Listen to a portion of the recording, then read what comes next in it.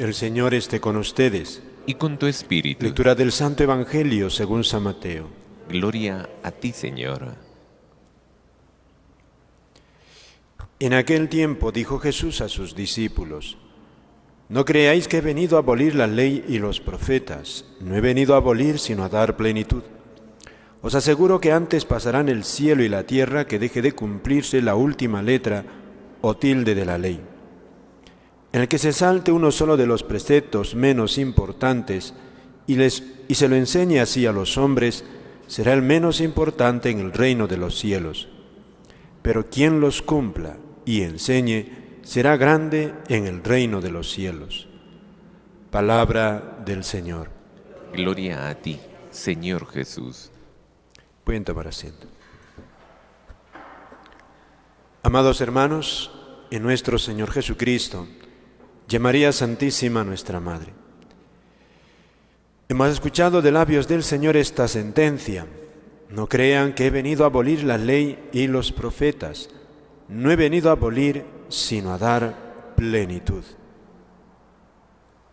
Dos enseñanzas fundamentales de Jesús para nosotros. ¿Qué es el Antiguo Testamento? ¿Qué es el Nuevo Testamento? ¿En qué consiste la primera alianza? La alianza con Moisés y la alianza definitiva con Jesucristo.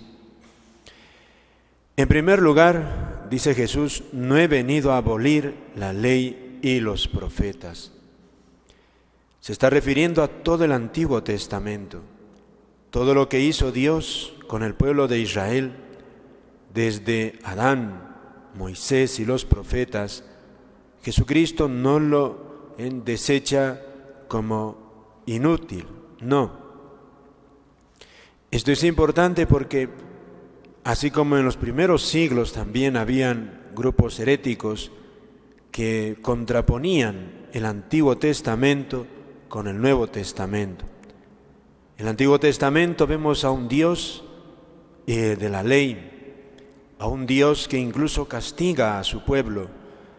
Y algunos herejes decían que era un Dios malo, contraponiéndolo al bueno, Jesucristo. El monte Sinaí, rayos y truenos, y el monte de las bienaventuranzas, un maestro pacífico, un Jesús que no despide, no irradia de él rayos y truenos, sino milagros. No tiene esa contraposición. Por eso Jesucristo dice: yo no he venido a abolir, sino a dar plenitud. Esto es importante. Por eso Jesucristo también en el Antiguo Testamento va a hablar de él. Dice: de mí hablaron Moisés y los profetas. Entonces Jesucristo viene a dar plenitud. Por eso, aquí, queridos hermanos, para nosotros es importante también leer el Antiguo Testamento, pero con los ojos del Nuevo Testamento. Jesucristo es quien le da la plenitud. Por eso mismo hay un elemento que debemos nosotros acoger, y es esta, la sustancial es esta, la cooperación de Dios con el hombre en su obra de salvación. Dios quiere cooperar, o el hombre también va a cooperar con Dios en esta obra que todos tenemos que emprender, nuestra salvación eterna. Y en esa obra de llegar a nuestra salvación eterna, Dios actúa y el hombre coopera, libremente, pero coopera. Pero Dios no condesciende, no pierde su dignidad de ser Él el dueño, de ser Él el Señor de la historia. Y como popularmente decimos nosotros, el hombre propone, Dios dispone. Quiere decir que los planes de Dios son los que se realizan finalmente.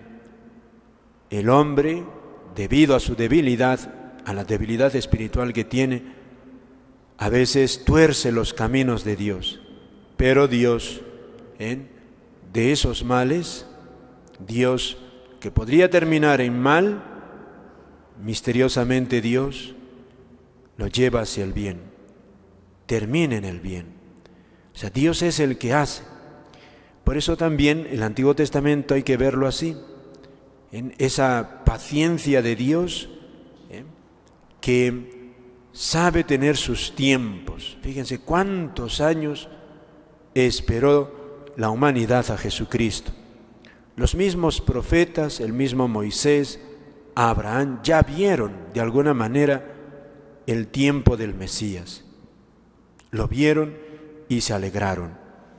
Pero hasta que llegue el Mesías, cuántas alegrías ciertamente, pero también cuántas pruebas, cuántas pruebas, cuántas pruebas, cuántas pruebas.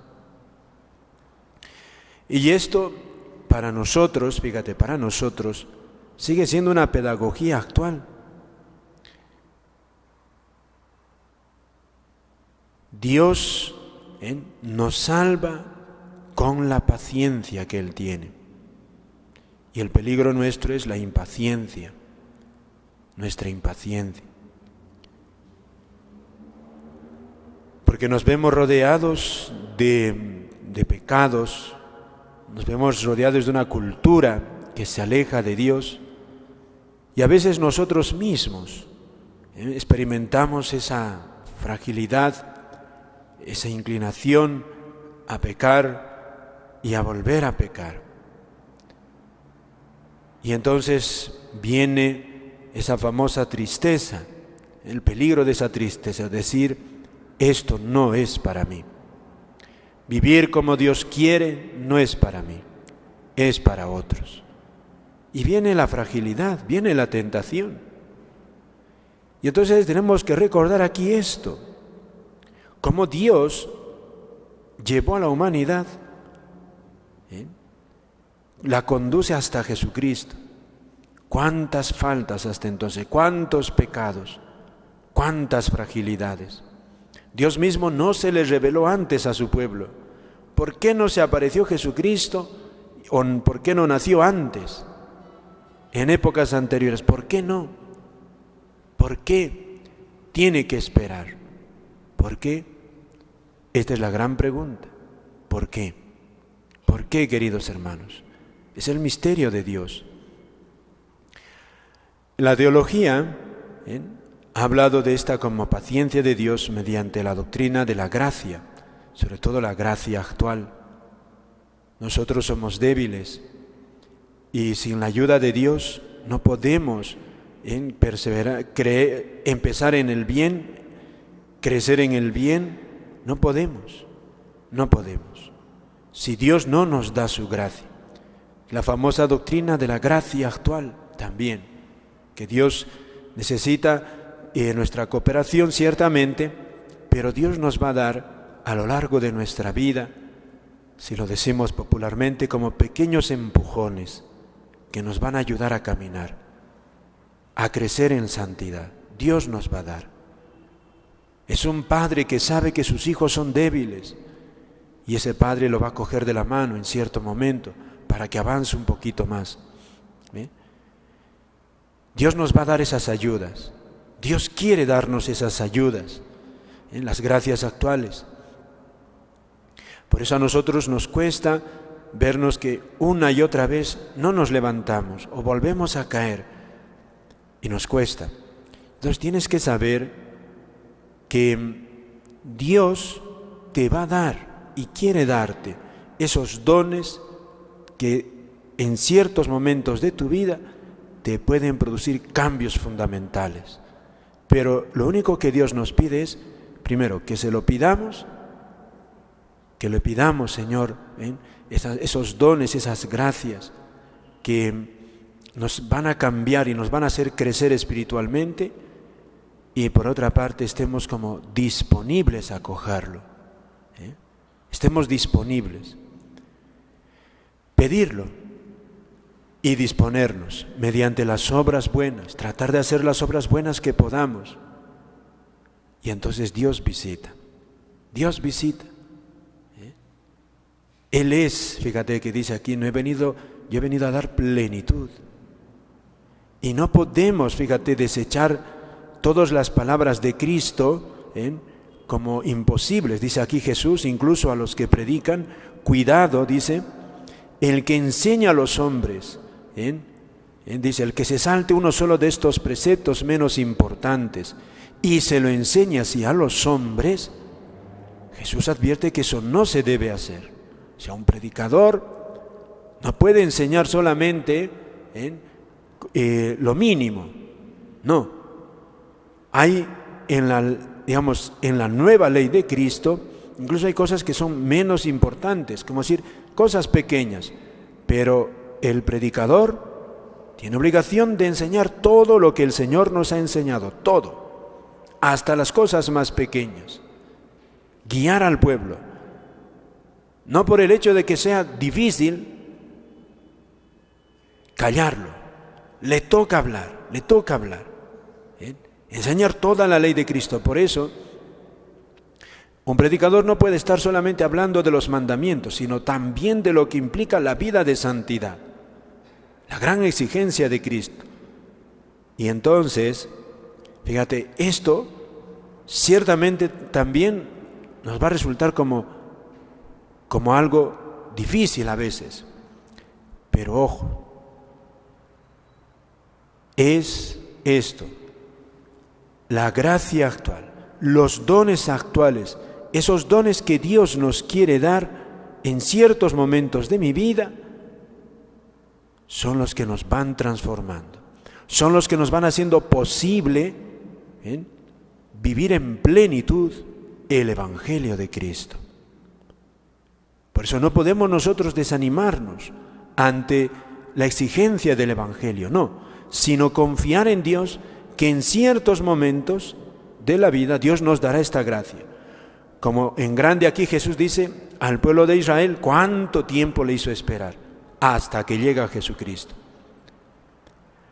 Por eso es la historia de la samaritana. Cuánta vida de pecado, y llega un momento en que Jesucristo le visita. Si conocieses el don de Dios. Y le llegó el momento de la conversión. Y Zaqueo, que estaba escuchando de Jesús una y otra vez, hasta que finalmente se encuentra con él en ese sicómoro, en el árbol. Zaqueo, hoy quiero comer en tu casa. Y ese día entró la salvación. ¿Cuánto tiempo de intentar una y otra vez y no cambiaba? María Magdalena, ¿cuánto tiempo también de pecado? Y Dios permite que, como el hijo pródigo, caiga hasta lo último. Y en ese momento, Dios la levanta. Es una de las grandes conversas. Lo mismo Pedro. Tiene que negar al Maestro para que con esas lágrimas de arrepentimiento obtenga ese cambio, esa conversión profunda. Es la gracia actual. Dios le visita. Por eso, para nosotros, estar muy atentos, pedirle al Señor no perder esos momentos en que Dios te visita. Y Dios puede visitar en cualquier momento, con esos dones que se llaman las gracias actuales, que cambian el corazón. Son como una especie de proyectil divino que te impulsa a la conversión. Que puede ser una palabra, puede ser un ejemplo, puede ser un hecho cualquiera que Dios hace propicio, que una invitación más honda a la conversión. No quita la libertad, pero es como un pequeño empujón a vivir más santamente. Por eso pidámosle hoy día, queridos hermanos, al corazón de Jesús. Estamos en su mes, pidámosle, esta es una gracia actual de suyo, una promesa que el Señor nos hace constantemente. Te invita a que Él reine en ti, que te consagres a Él, que comulgues 9 primeros viernes de mes. Y entonces Él te dice, mira, esta es una gracia para confiar más en mí, confiar más en mí. Dios se acuerda de nuestra debilidad, se acuerda. Sabe que somos débiles, pero Él te dice, yo te voy a ayudar. No temas, una vez que ya comulgues 9 primeros viernes de mes, procura luego hacer lo que puedas. pero ten confianza, te salvarás. Nunca entres en la desconfianza. Ya con los 9 primeros viernes de mes te salvarás. Y luego esperar en otras gracias que Dios, si procuramos luchar, perseverar, Dios te dará una gracia para crecer. Por eso también pidámosle esas gracias que hacen posible una conversión más profunda. Amén.